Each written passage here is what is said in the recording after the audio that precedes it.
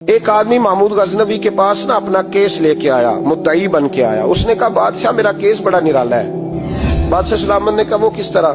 کہنے لگا یہ میرے پاس ایک تھیلی ہے، میں نہ سفر پہ جانے لگا تو یہ تھیلی پوری ہیروں کی بھری ہوئی، فلاں علاقے کے جو قاضی صاحب ہے نا، میں جاتی دفعہ میں کہیں سفر پہ جا رہا تھا تو میں ان کے پاس چھوڑ گیا کہ رستہ لمبا ہے، کہیں کوئی مجھ سے چھین نہ لے، ہیروں کی بھری ہوئی۔ کچھ دنوں کے بعد میں واپس آیا ہوں، قاضی صاحب نے مجھے تھیلی واپس کی ہے تو اس میں ہیروں کی بجائے کھوٹے سکے نکلے۔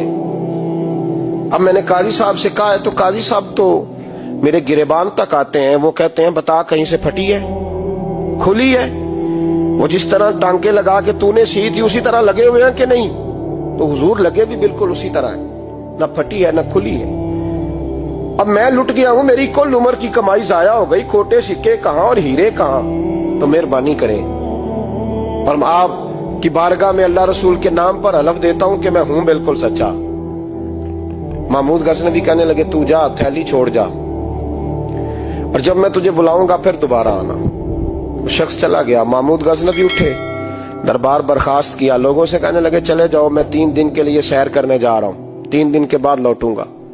اکیلے جب رہ گئے نا محمود دربار میں تو محبوب نے چھری منگائی۔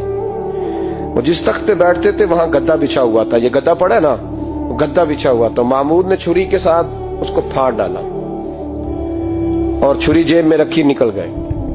کہنے لگے میرے بعد کوئی میرے دربار والے احاطے میں داخل نہ ہو۔ محمود چلے گئے۔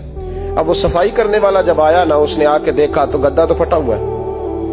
اس نے شور ڈال دیا، پہرے دار بھی آ گئے، فلاں صاحب بھی آ گئے، فلاں صاحب۔ اس نے کہا وہ خدا کے بندو، اس کا گدا پھٹ گیا ہے، وہ تو مار ڈالے گا۔ اس نے کہا تھا سوائے صفائی اور نگرانی والے کے دوسرا آئے کوئی نہ، اور یہاں آیا بھی کوئی نہیں، پہلے دن ہی پھٹا ہوا ہے تو لٹکا دے گا سب کو، کیا کریں؟ شور ہو گیا، سارے دربار کے ملازمین اکٹھے ہو گئے۔ ایک بندہ بولا، کہنے لگا فکر نہ کرو، میں کیسے بندے کو جانتا ہوں، اس طرح سیے گا کہ جس نے پھاڑا ہوگا اسے بھی پتہ نہیں چلے گا کہاں سے پھٹا تھا، ایسا بہترین رفو کرے گا کہ پتہ بھی۔ اس نے کہا یار ہم سارے 1 مہینے کی تنخواہ دیتے ہیں، تو بندہ بلا۔ وہ بلا لیا اس کو، اس کا نام محمد رفو گر تھا۔ وہ آیا، اس کو گدا دکھایا، اس کا یار اس طرح سینہ پتہ نہ چلے۔ اس نے کہا فکر ہی نہ کرو، میں بڑا کاریگر ہوں۔ بڑے بڑے کاریگر لوگ نہیں ہمارے ملک میں پائے جاتے، کوئی نشان چھوڑتے ہیں پیچھے بڑے۔ احمد رفو گر کہنے لگا اس طرح سیوں گا کہ پھاڑنے والے کو بھی پتہ نہیں۔ ان کا پیسے لے یار تو سی دے۔ اس نے سی دی، اگلے شام ہی لا کے بچھا دیا گدا۔ تیسرے دن بادشاہ سلامت آئے، آ کے پہلی نظر گدے پہ ڈالی۔ اس نے بلایا سب ملازمین کو، کہا کس نے سیا ہے؟ کہا جناب کیا ہوا؟ کہا یہ پھٹا ہوا تھا۔ کس نے؟ کہا نہیں پھٹا ہی نہیں۔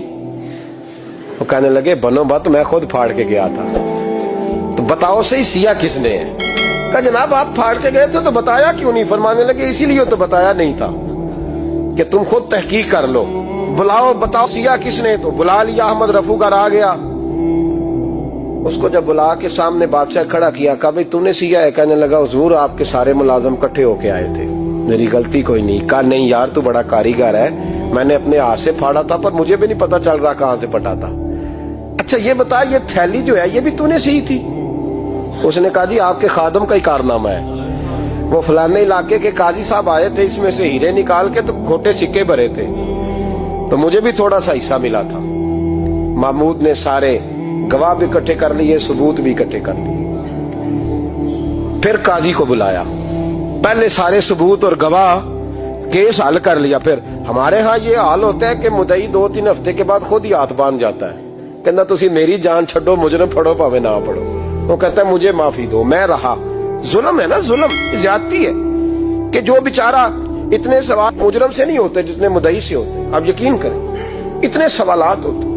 سارے ثبوت اکٹھے کر کے قاضی صاحب کو بلایا، تنہائی میں لے جا کے محمود غزنوی نے کہا قاضی صاحب آپ سے غلطی ہو گئی، غریب آدمی تھا، وہ لٹ گیا ہے، اس نے تو بڑی مشکل سے کچھ ہیرے جمع کیے تھے اور اس کی کل کائنات تھی، تو آپ اس کا مال اسے دے دیں، بات ختم۔ قاضی صاحب کہنے لگے آپ مجھ پہ الزام لگا رہے ہیں، سوال ہی نہیں پیدا ہوتا۔